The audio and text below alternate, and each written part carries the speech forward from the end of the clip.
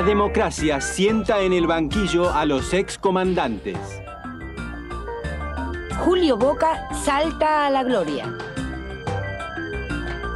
Gorbachov inventa la perestroika, el canto del cisne soviético. El SIDA, un desafío para todos. Maradona, de un golazo, le enseña teología al mundo. Borges se va para siempre de la esquina rosada. La intifada reivindica los derechos del pueblo palestino.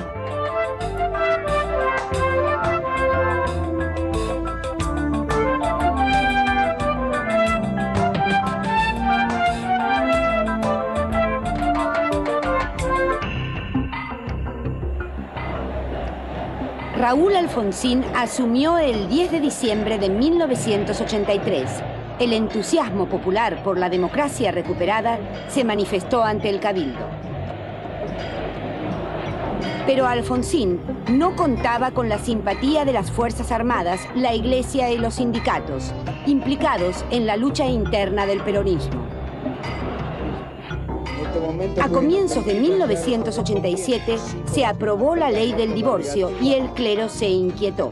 En defensa de la familia, condenó la droga, el aborto y la pornografía como excesos de la democracia.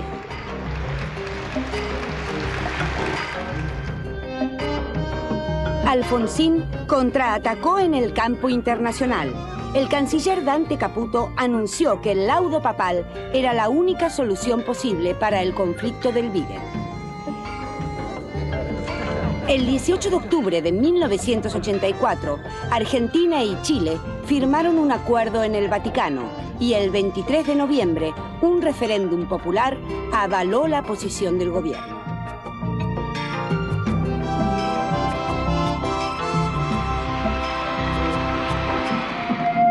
Pero la prueba de fuego era el juicio a la dictadura.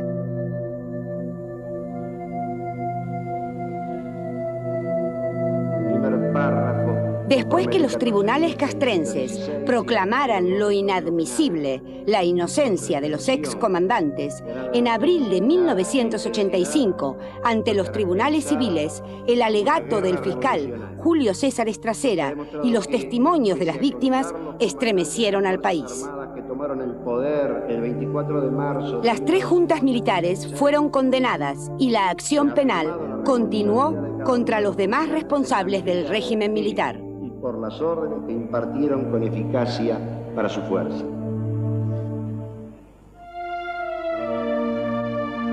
Los militares habían quedado sometidos a la ley civil, pero esta circunstancia, excepcional en la historia de América Latina, no cerraría las heridas abiertas por casi 8 años de dictadura.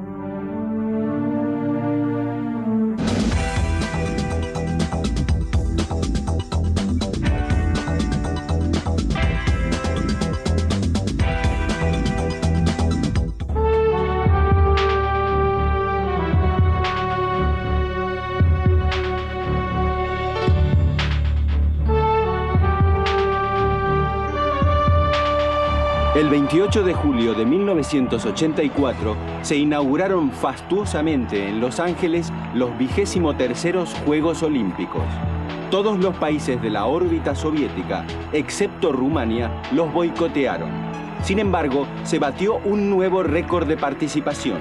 Concurrieron más de 6.500 deportistas pertenecientes a 140 países. El atleta norteamericano Carl Lewis fue la estrella de los Juegos. Consiguió la medalla de oro en salto de longitud, en las carreras de 100 y 200 metros lisos y en los relevos de 4×100, las mismas especialidades en que había sobresalido el legendario Jesse Owens en 1936. Pero la participante que logró un mayor número de medallas fue la gimnasta rumana Ekaterina Szabo, 4 de oro y 1 de plata.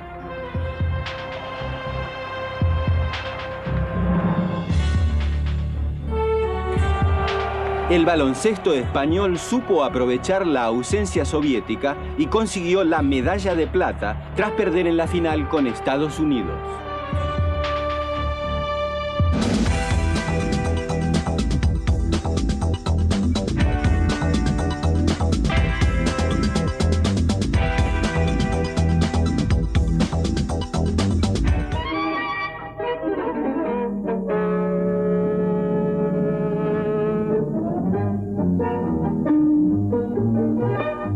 Posiblemente Julio Boca sea el mejor bailarín del mundo, pero al que nunca se le ocurriría decirlo es a él mismo.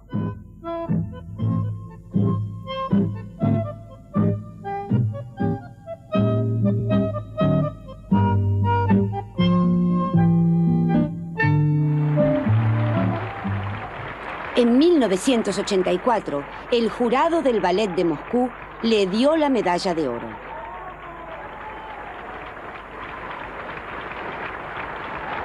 Fue ahí que los argentinos se enteraron de que esa maravilla de la danza se había formado en el Teatro Colón y que, como si esto fuera poco, había nacido en Munro.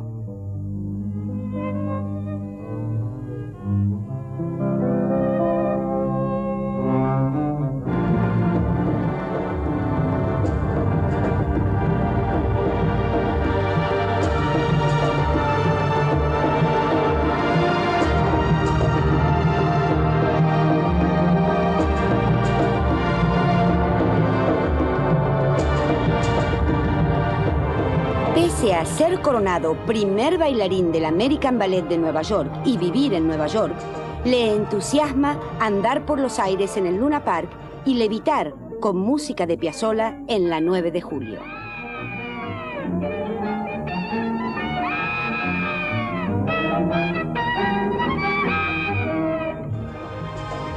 Las multitudes lo cubren de flores, pero cuando puede, vuelve a Munro, aunque ese pibe de barrio ya sea un hombre ovacionado en todos los escenarios del mundo.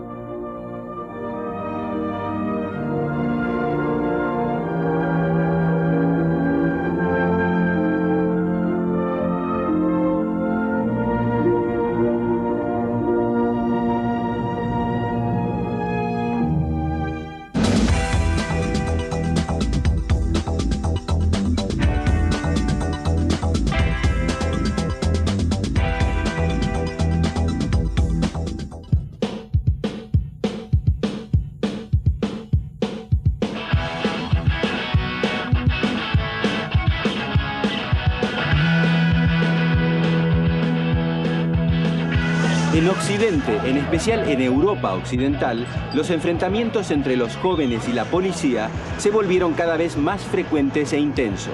Se ahondaba el abismo entre los valores establecidos de la sociedad y las nuevas generaciones. Los problemas económicos, la falta de perspectivas profesionales, la destrucción del medio ambiente y el rechazo a la carrera armamentística eran las causas de la rebeldía juvenil y la búsqueda de formas de vida alternativas.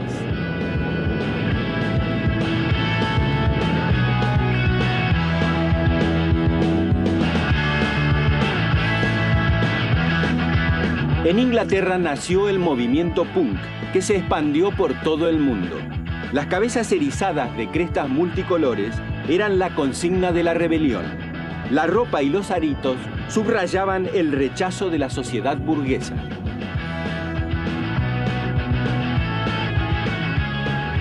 En el bando opuesto, los skinheads desataron el culto de la violencia. La cabeza rapada y la indumentaria militar expresaban su ideología nazi y racista. Los enfrentamientos entre los skins y los punks se volvieron frecuentes. En oposición a las tribus rebeldes, aparecieron en Nueva York los yuppies, con algunos toques progres, pero educados, aunque ambiciosos, trepadores, amantes de los coches lujosos, los relojes caros y los éxitos profesionales.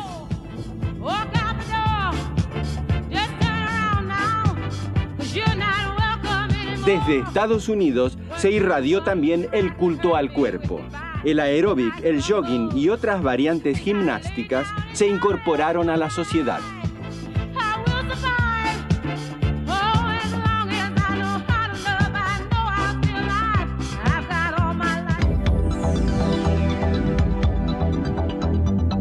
El argentino César Milstein recibe el Premio Nobel de Medicina. El astronauta estadounidense Bruce McCandless flota por primera vez sin cable de seguridad en el espacio. El argentino Ernesto Sábato recibe el Premio Cervantes de Literatura. Chocan los hinchas del Liverpool y la Juventus en el estadio Heysel de Bruselas. 39 muertos y 400 heridos.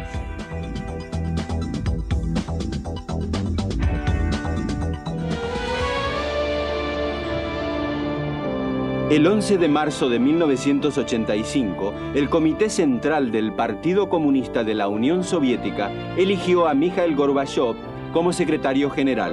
Fue todo un cambio generacional en la siempre vetusta nomenclatura rusa. La situación soviética no era fácil. Desde comienzos de los 80, la URSS atravesaba una fuerte crisis. La vieja dirección política y la rígida burocracia habían terminado por divorciarse de la sociedad. La situación económica no facilitaba las cosas. La productividad bajaba, el desabastecimiento crecía y la actividad cultural desfallecía dentro del corset del realismo socialista.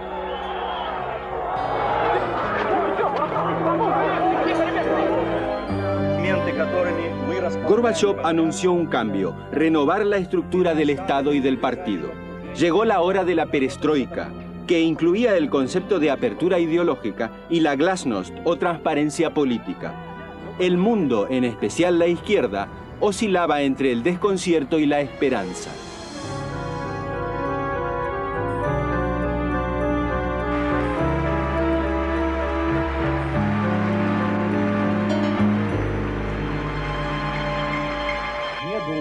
El 25 de febrero de 1986 se inició el 27º Congreso del Partido Comunista Soviético. Por primera vez, Gorbachev habló de la necesidad de una reforma radical. Los delegados, acostumbrados a levantar la mano, votaron reformas económicas y partidarias que ni ellos mismos jamás habían imaginado. La libertad de expresión abrió las compuertas a la crítica personal e institucional. La política exterior puso el acento en la cooperación entre los estados más que en la lucha contra el capitalismo. Y se habló de desestalinización, de revisar la historia y desmontar los viejos rituales partidarios. En diciembre de 1986, el físico disidente Andrei Sájarov fue readmitido en la Academia de Ciencias tras 7 años de exilio interior. Más de 200 disidentes salieron de la cárcel y fueron rehabilitados. Los trabajadores se mostraban generalmente escépticos. Los intelectuales sí apoyaron las reformas con entusiasmo. Todo prometía una vida cultural libre. Gorbachev afianzó su cambio con medidas de desarme. La Unión Soviética ya no estaba en condiciones de sostener la carrera armamentística con Estados Unidos. Pero es que ni siquiera estaba en condiciones de sostenerse a sí misma. El gigante soviético se desmoronó y con él todo el bloque del este. Entre la fruición de la derecha y el estupor de la izquierda, 70 años de comunismo se hicieron polvo. A 600 kilómetros de Terranova, en el Atlántico Norte, y a 4.000 metros de profundidad, se hallan los restos del Titanic. Un terremoto sacude la Ciudad de México y mueren 5.000 personas. Gary Kasparov vence a Karpov y es el nuevo campeón del mundo de ajedrez.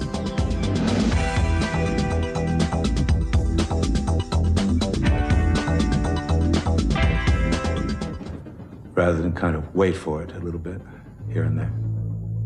El 2 de octubre de 1985, el famoso actor Rock Hudson falleció enfermo de SIDA. Tuvo que morir una estrella de Hollywood para que el mundo tomara conciencia. El SIDA no era un estigma de homosexuales y marginados. En 1981 se registraron las primeras víctimas de una infección virósica hasta entonces desconocida. Se comenzó a hablar del síndrome de inmunodeficiencia adquirida, el SIDA. La enfermedad producía la destrucción total de las defensas del organismo. Las infecciones e inflamaciones que el cuerpo normalmente superaba por sí mismo se convertían de pronto en una trampa mortal. En 1984, el virólogo francés Luc Montagnier identificó el agente patógeno VIH. El virus de la inmunodeficiencia humana se transmitía por sangre y las secreciones orgánicas, sobre todo a través del contacto sexual y el intercambio de agujas. De ahí que en un principio la enfermedad fuese atribuida a los llamados grupos de riesgo, homosexuales, bisexuales y drogadictos. Al principio, los enfermos de SIDA debieron de enfrentar un irracional rechazo social, ya que la moralina imperante veía en el SIDA un castigo a una conducta juzgada como inmoral. El número de afectados comenzó a multiplicarse en el mundo mucho más rápido que las investigaciones médicas. Para evitar la propagación, los gobiernos impulsaron campañas de información sobre el SIDA que afortunadamente lograron encauzar la epidemia y desmontar los prejuicios de la sociedad.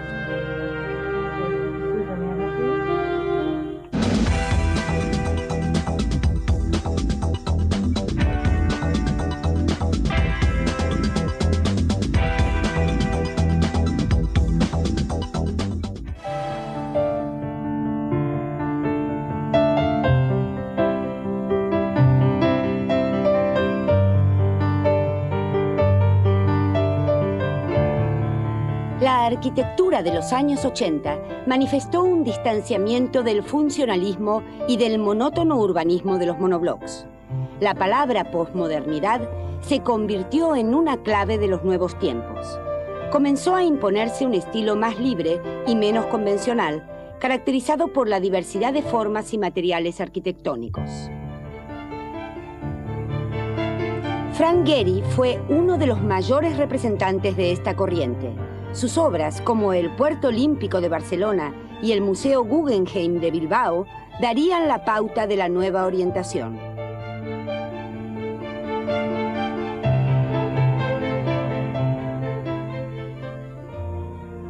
En Alemania, los pintores llamados nuevos salvajes, como Lüppert, Baselitz y Penck, usaban intensos contornos y un fuerte contraste de colorido.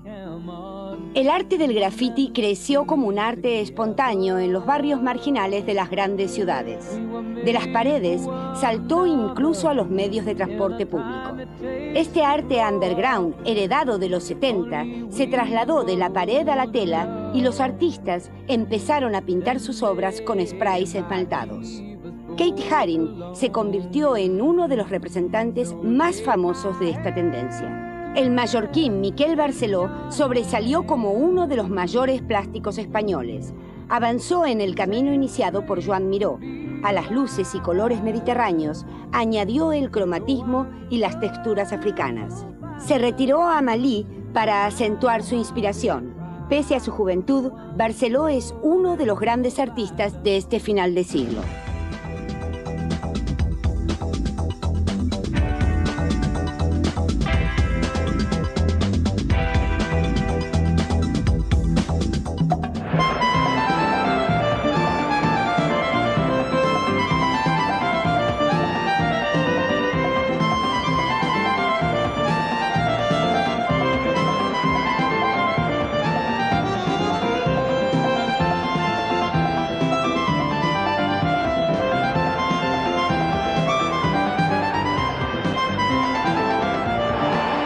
Maradona solo sorteó a 5, sí, como suena, a 5 ingleses y metió el gol. Fue, es y será el golazo de la historia. Pero por supuesto, no fue el único. Acompañado por una máquina aceitada por Bilardo, México 86 fue el Mundial de Maradona. Hasta tal punto que Dios metió mano en el asunto cuando el Pelusa volvió a doblegar a Peter Shilton.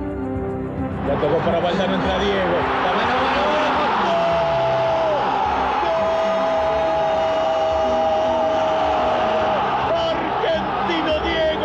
argentino Diego Armando Maradona. Toda de él, la llevó. El 29 de junio de 1986 fue el Domingo de Gloria. En la final, la selección nacional ganaba 2-0 a Alemania Federal con goles de Brown y Valdano.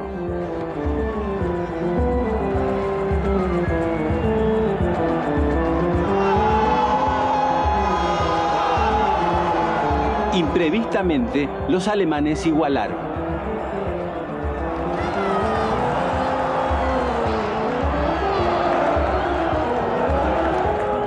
Pero pocos minutos antes de que terminase el partido, Burruchaga, luego de una corrida desde el medio campo, perforó la red alemana.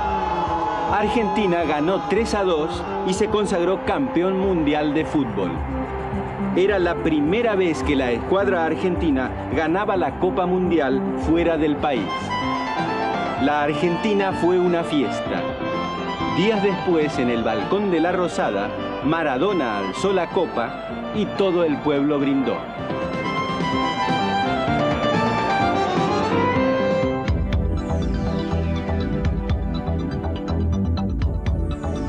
Tras la huida de Marcos, Corazón Aquino preside un gobierno provisional en Filipinas.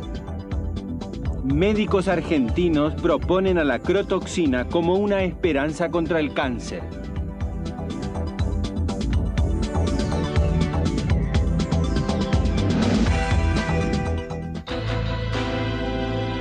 El 26 de abril de 1986, en la central nuclear soviética de Chernobyl, se produjo el peor accidente de la historia del aprovechamiento pacífico de la energía atómica.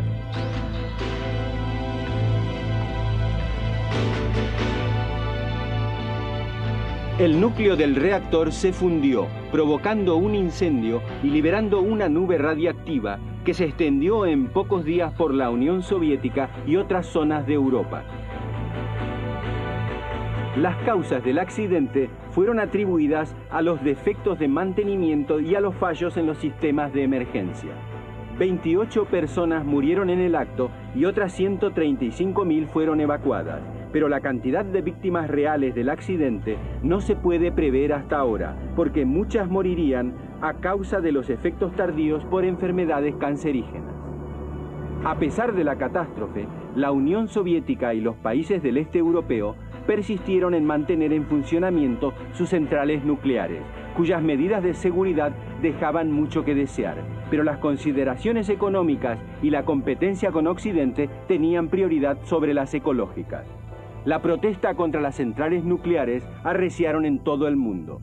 En España se paralizaron las obras de la central de Lemonis.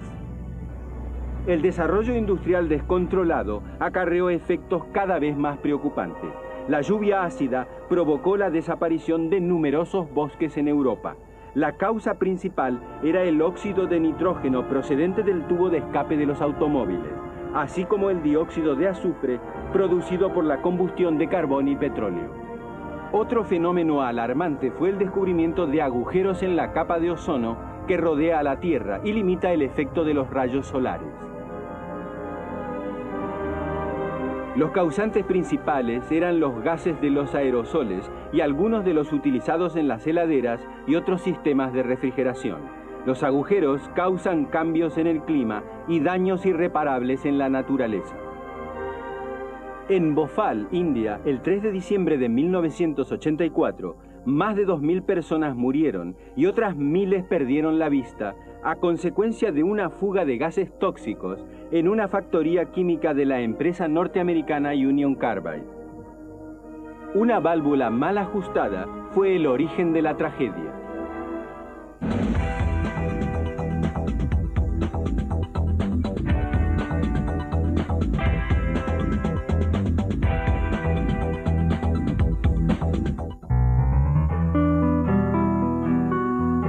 Borges decía que era imposible imaginar un Buenos Aires sin Palermo, sin esquinas rosadas, sin aljibes, sin patios, sin cuchilleros, sin milongas.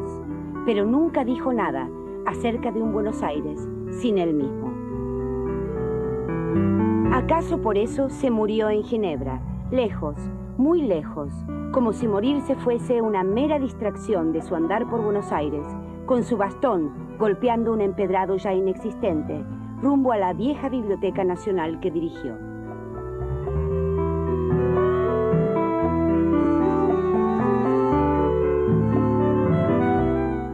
El resultado puede parecer una fabricación, pero si no hay emoción, es imposible escribir, y no hay necesidad de escribir tampoco. Yo escribo para desahogarme.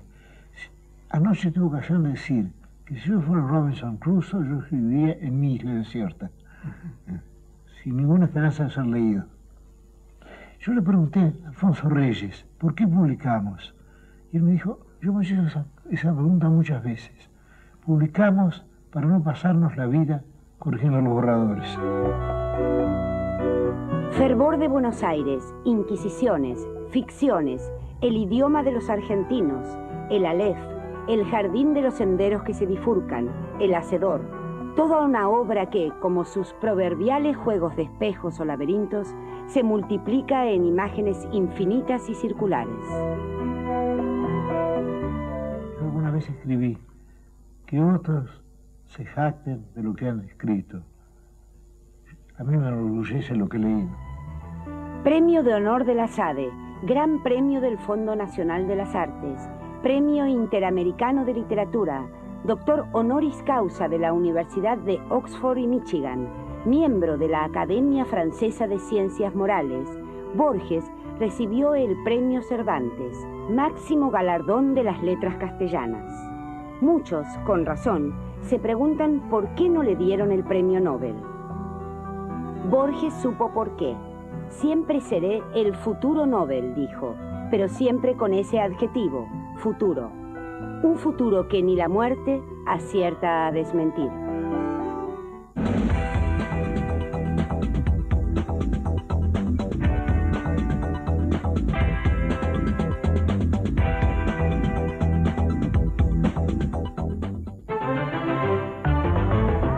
El 8 de diciembre de 1987, en el campo de refugiados de Jebalia, situado en la Franja de Gaza, jóvenes palestinos apedrearon un puesto militar israelí.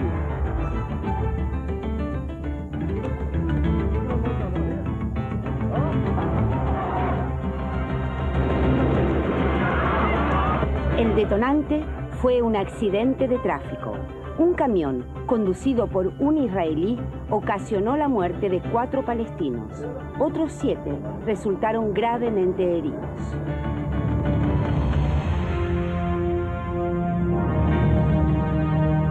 Pero las causas eran más profundas. Desde la Guerra de los 6 Días, en 1967, Gaza, Cisjordania y Jerusalén Este eran territorios ocupados por Israel. En estas zonas, el paro laboral ascendía al 60% de la población palestina, carente además de derechos políticos. El final de la ocupación era una promesa siempre vaga e incumplida. El levantamiento palestino se extendió por toda Gaza y el resto de los territorios ocupados. Al principio espontánea, la rebelión comenzó a ser capitalizada por Hamás, una organización fundamentalista islámica.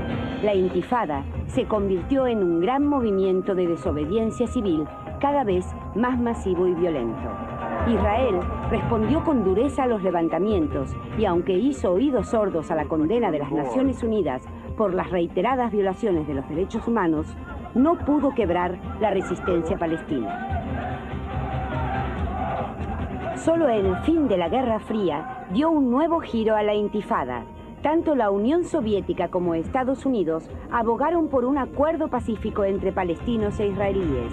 El preludio de este cambio sería la Conferencia de Paz celebrada en Madrid en 1991.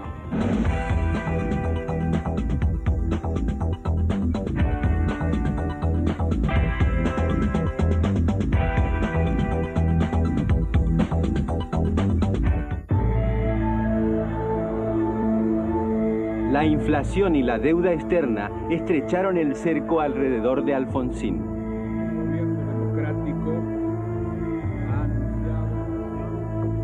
Vamos a crear... Juan Zurruy, nuevo ministro de Economía, lanzó el Plan Austral.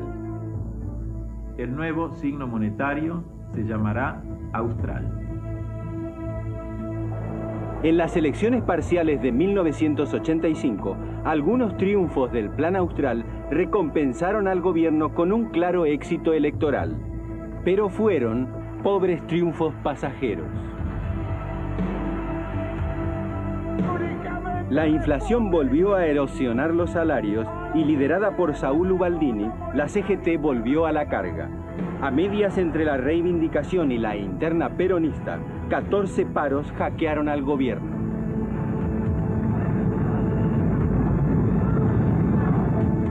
El poder militar aprovechó la volteada. En la Semana Santa de 1987, el teniente coronel Aldo Rico se amotinó en Campo de Mayo. Dentro de unos minutos saldré personalmente a Campo de Mayo a intimar la rendición de los sediciosos. Los llamados carapintadas, embadurnados con un barniz ultranacionalista, decían no cuestionar al poder constitucional, pero lo hacían de hecho. Se lavaban las manos de los crímenes de la dictadura y de paso reclamaban al gobierno que suspendiese las citaciones ante la justicia de los militares.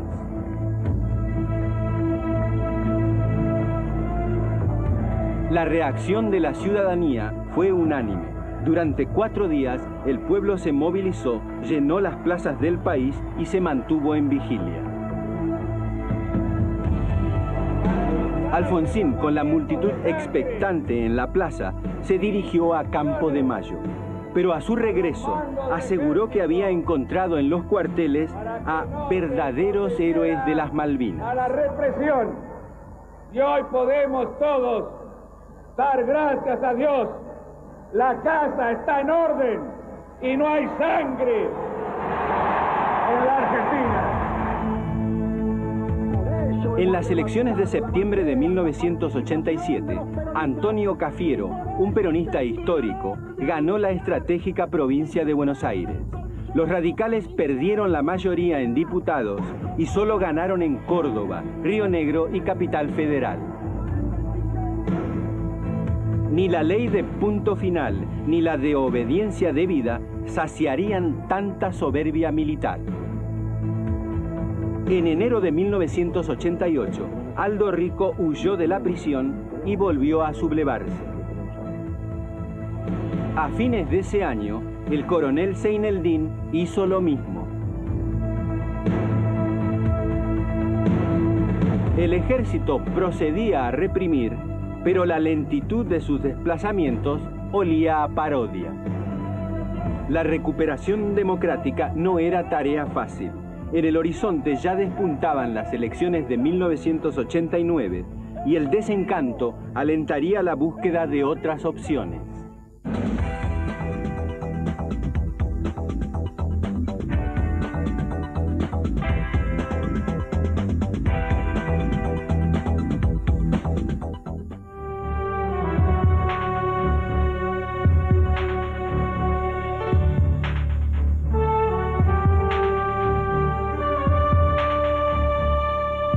Los 24º Juegos Olímpicos comenzaron el 17 de septiembre en Seúl, Corea del Sur, con una ceremonia fastuosa y llena de colorido.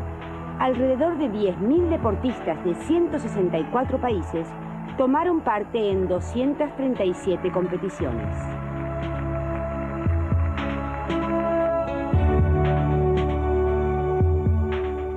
La atleta norteamericana Florence Griffith no solo llamó la atención por sus extravagantes camisetas y sus uñas larguísimas, sino también por los récords mundiales que obtuvo en los 100 y 200 metros.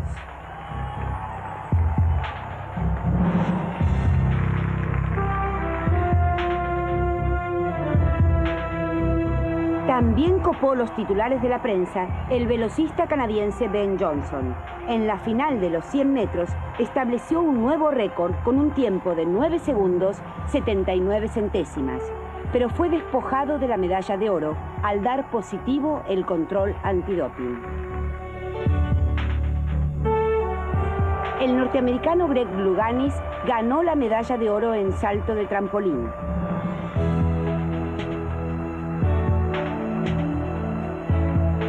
Su elegante estilo lo convirtió a Louganis en una de las grandes estrellas de los Juegos.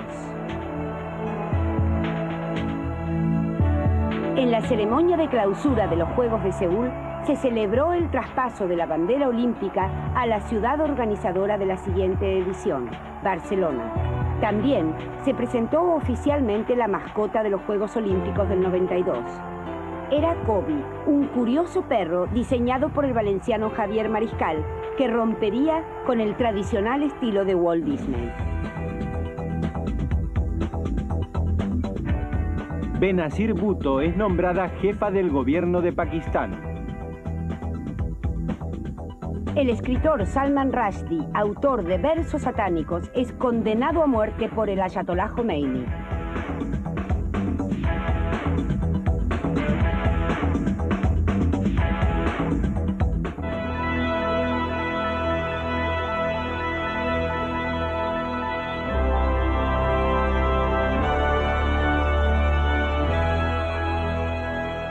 En 1981, los trenes de alta velocidad ya eran una realidad en Francia. El llamado TGV unía París y Lyon a unos 270 kilómetros por hora.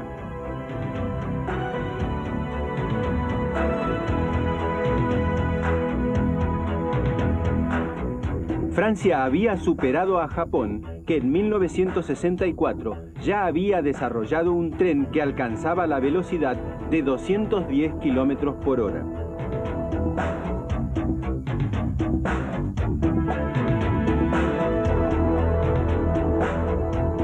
Por su parte, la genética no avanzó a menos velocidad.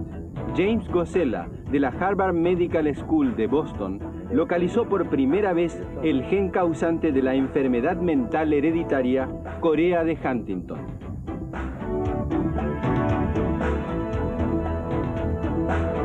Fue el primer gran hito de la tecnología genética. Se inició con él la discusión moral y legal sobre el análisis genético de los fetos.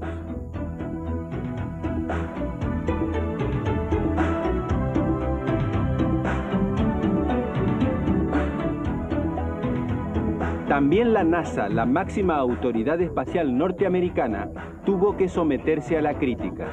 El motivo fue la explosión en 1986 de la nave espacial Challenger, en la que perdieron la vida los 7 astronautas que la tripulaban. Fue el mayor accidente de la historia espacial. Cuando la nave despegó de Cabo Cañaveral a las 11:38 horas para realizar su 25º vuelo, todo parecía normal. Pero 73 segundos más tarde, cuando la Challenger se hallaba a 17 kilómetros de altura, se produjo la explosión. Habían fallado los cohetes auxiliares. El fallo se atribuyó a las prisas de la competencia espacial con la Unión Soviética. La NASA suspendió sus vuelos por más de 2 años.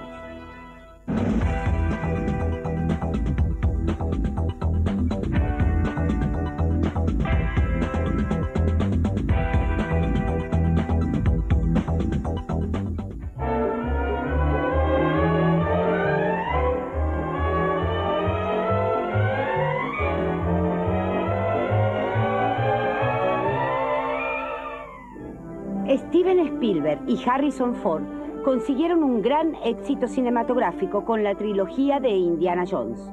Una acción trepidante y unos efectos especiales espectaculares conquistaron al público mundial.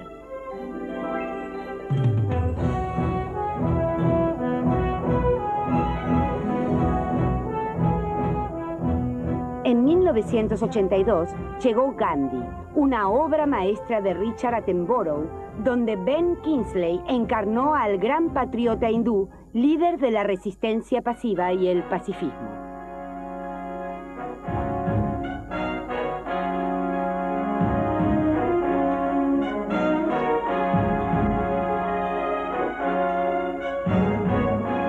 El cine español perdió a uno de sus grandes.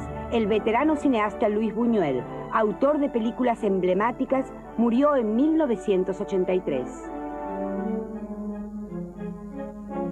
África Mía, con Meryl Streep y Robert Redford, acercó a los espectadores una visión del continente negro que escapa de todos los tópicos conocidos hasta ese momento.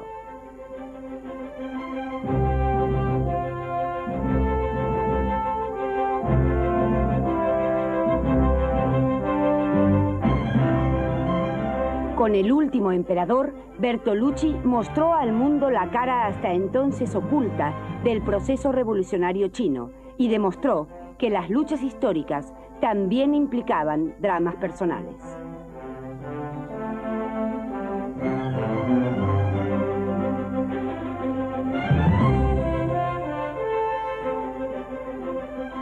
Atracción Fatal, protagonizada por Michael Douglas y Glenn Close, demostró que cuando uno menos lo piensa, la infidelidad puede ser un oficio de alto riesgo.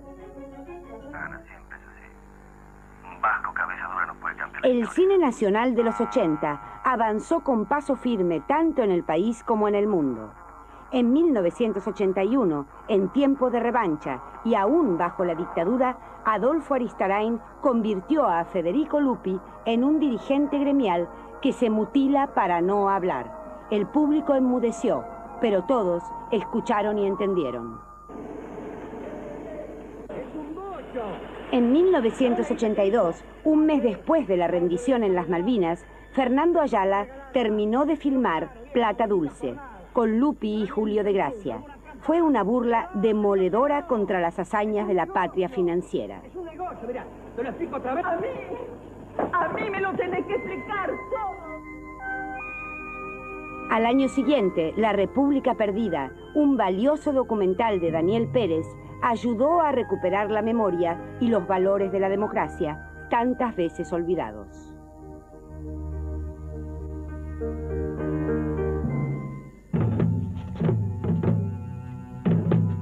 María Luisa Bember, en 1984, lanzó Camila, protagonizada por Susú Pecoraro y el español Imanol Arias, y destapó un tema tabú del pasado argentino, el romance entre la adolescente Camila O'Gorman y el sacerdote Ladislao Gutiérrez.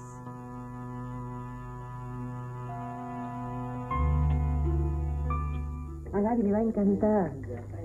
Ay, parece carne. En 1985, La Historia Oficial, dirigida por Luis Puenzo, terminó por desnudar una de las facetas más atroces de la dictadura, el reparto de los hijos de los desaparecidos. Norma Leandro, Héctor Alterio y la pequeña Analía Castro deslumbraron tanto como conmovieron. Con esta película, Aleandro triunfó en el Festival de Cannes. En 1986 fue la consagración. La Historia Oficial resultó la primera película nacional que ganó el Oscar al mejor filme extranjero.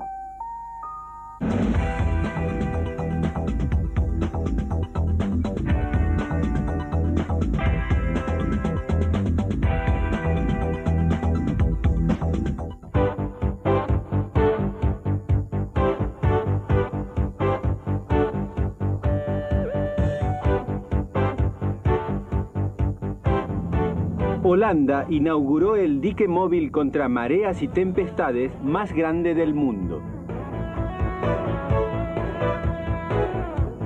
El acto fue presidido por la reina Beatriz. El muro de contención de Oosterschelde era la última parte del proyecto Delta, con el que los holandeses querían protegerse de las continuas inundaciones, como la que en 1953 había causado la muerte de casi 2.000 personas.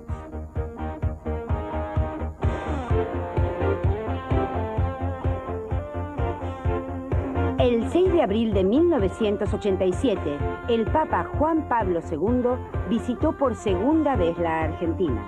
La anterior había sido en momentos dramáticos, durante la Guerra de las Malvinas. Esta vez llegaba a una Argentina con problemas, pero sin dictadura. Permaneció en nuestro país hasta el domingo 12 y en 6 días visitó la capital, Bahía Blanca, Viedma, Mendoza, Córdoba, Tucumán, Salta, Corrientes, Paraná y Rosario. Pronunció 16 discursos y celebró varios oficios religiosos. El día 11, ante miles de jóvenes reunidos en la 9 de julio, afirmó que el hermano no se enfrente más al hermano, que no vuelva a haber más secuestros y desaparecidos.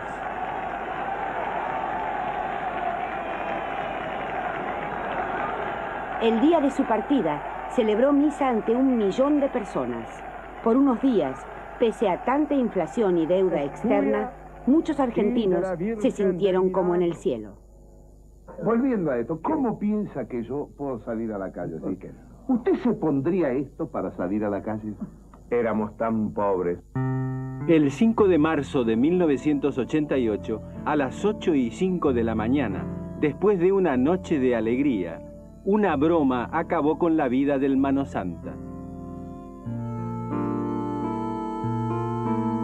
Se vinieron abajo el capitán Piluso, el mago ucraniano, el hermano mayor de la risa, el general González, el dueño del rating, el negro, el rosarino, el no toque botón, el Alberto Olmedo de ayer y de siempre. Solo a él se le podía ocurrir caminar por el aire desde la baranda de un balcón del piso 11. Y sin embargo, desde las alturas, muerto de risa y ternura, Olmedo va y viene, saltándose siempre cualquier guión. Si lo vamos a hacer bien. Oiga. No.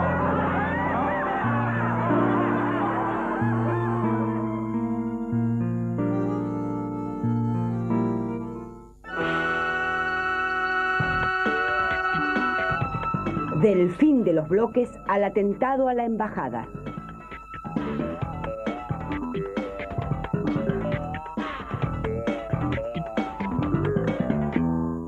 En el próximo video, el muro de Berlín se vendrá abajo y tras cartón, todo el bloque soviético.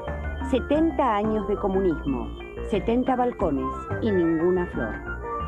Pero el nuevo orden mundial, como si fuera el viejo, se estrenará con una guerra en el Golfo. Y para no ser menos, Seineldin golpeará en Villa Martelli y un puñado de iluminados en La Tablada.